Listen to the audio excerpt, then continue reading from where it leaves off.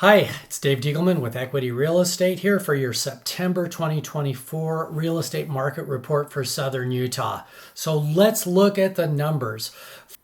First of all, let's look at the sold listings. We can see our seasonal fluctuation that we have. This is fairly normal. And we actually did have a very peak season in May and June.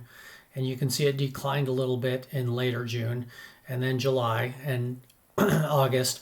And typically that trend will follow over here where it starts going down for the winter months. As far as our new listings that were coming on the market, you can see a huge jump in January, February, which is not unusual, but you kind of see where they fell down a bit, and the market did kind of fall down a little bit in March and then came back up again in April. So I think there was a lot of procrastination, if you will, about that.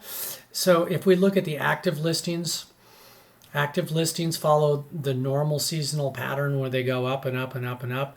And then we're currently in the 1800s. And although this buildup is more so than usual, what I'm noticing as a realtor is that a lot of the inventory that isn't selling are listings that are put on too aggressively, where the numbers are just too high. They're just not following what the comparative market analysis would be for that particular property. Now, if we go over here and look at the listing prices, let's look at the sold medium price. Now, this does not follow a specific trend of the market going up and down. This is actually the categories they're selling.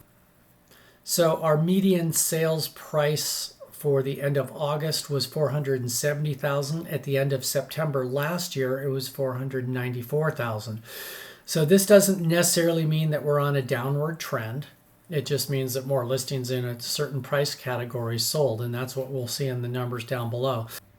Absorption rate is how many months of inventory we have versus how many sales we have.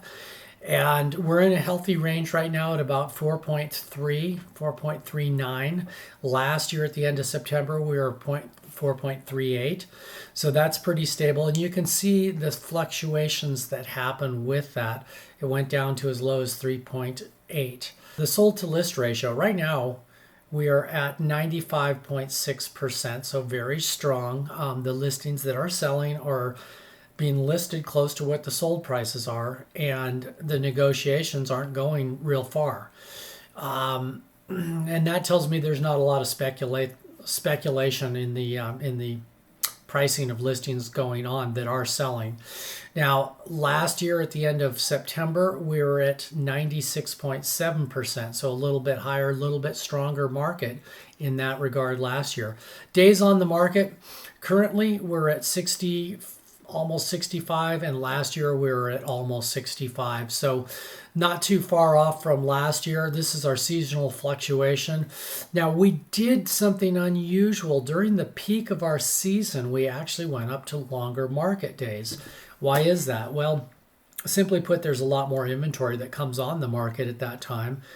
And there was a lot more inventory that was put on speculatively, in my humble opinion, as a realtor. And that's what I saw that would have driven that spike. Price volume. Right now, we're at 245 million and some change at the end of August 2024. Last year, in September, we closed out at 227.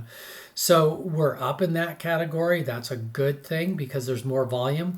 What's interesting about this, and we'll see this in the numbers below, is that we have our luxury market. Let me call the luxury market just anything over $850,000. Is actually, we have fewer units coming in overall in some of the categories, but we have higher units in the 750 to a million and million to 2 million. And that's making up a lot of our price volume. So as we look down here at the sold listings, first of all, the highest category of year-to-date increase is the 350 to 399. And I've mentioned this before. It's there's a lot of properties that sell in this price range that might have before sold in a much lower category. Single wides, double wides that are on property. So there's a lot of it that makes up that market right there. But also condos make up that market, luxury condos and regular condos. 400 to 449, we really don't have as much inventory anymore. So even though this is down a couple percentage, I don't read a whole lot into that, even though there's a fairly significant amount of units that have been sold year to date, 360 versus 366 last year. So in my eyes, that's pretty stable. 450 to 499, again, pretty stable, not much to talk about there. 500 to 750, this is going to be where the highest number of units that we have year to date is. And this year we're at 994 units versus 916. So as far as stability in the marketplace, this is probably one of the key factors that we have in southern Utah.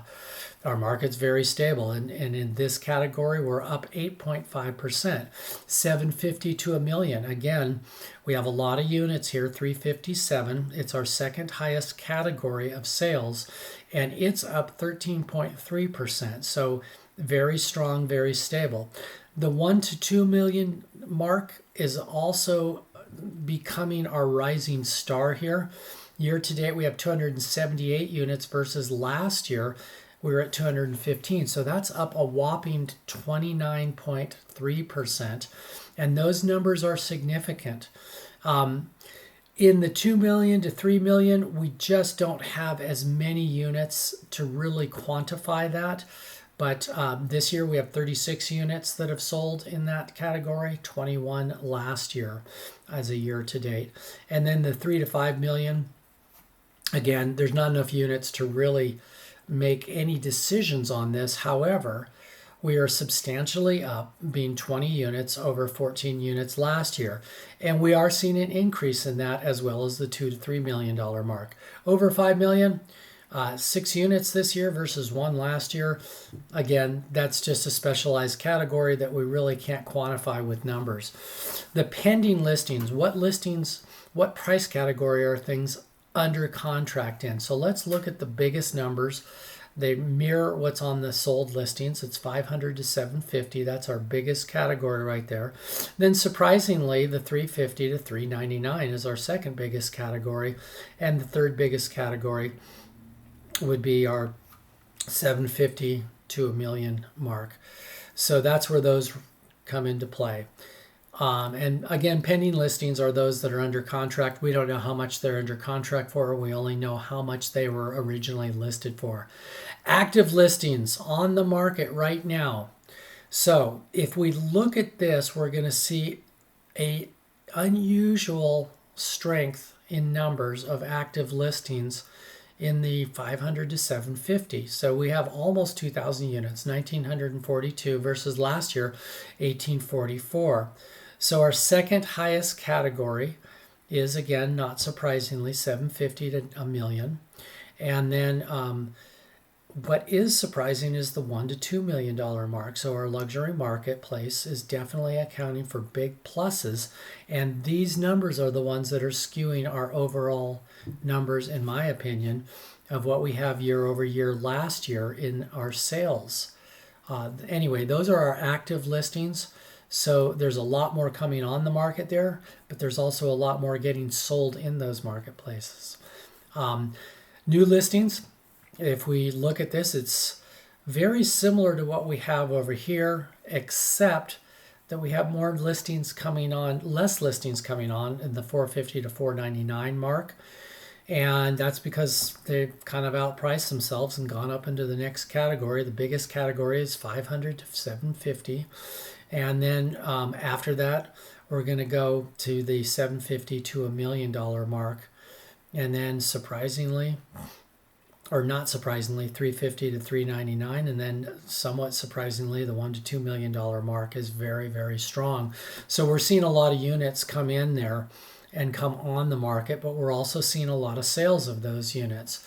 So as of this conversation right here, the Fed is just about to go through a meeting, and it's expected that the Fed will be lowering the prime interest rates, and that should trickle down to the mortgage interest rates. So My guess is that it's hard to say, election year, there's a lot of instability within the markets, there's a lot of instability in people's minds, but my guess is that we're going to be in the low six and high fives within 6 months. And I say that because I think economically, to avoid what a lot of people would consider recession because of just the runaway inflation we've had, I think that's going to be part of the equation. And I think the Fed is going to take a look at that and possibly move in that direction. If we get to the mid fives to even the high fives, there's going to be a radical surge in buying energy. So those of you who are waiting for that to happen before you buy a property or before you sell a property and buy another property, consider this. You're going to be competing against multiple offers when that happens, in my opinion. So it might be a better idea right now to bite the bullet, do your selling, do your buying, and then refinance when that time comes, because there's certainly a lot less competition right now in that. So I wanted to take a moment and go over something that I did just as a point of interest. I took the zip code of 84770 in St. George, and I took the properties that were 750 to a million, and the listed date sold for our past from April 1st until the end of August. I selected this period in time because it reflects what's normally our peak season.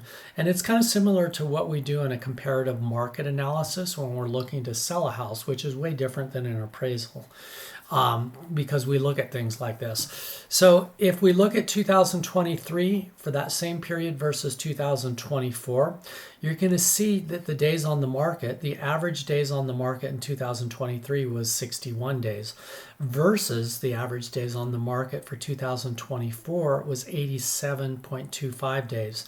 We're going to look at the sold price per square foot. So last year in 2023, it was 254.20. And this year it's 265 and some change.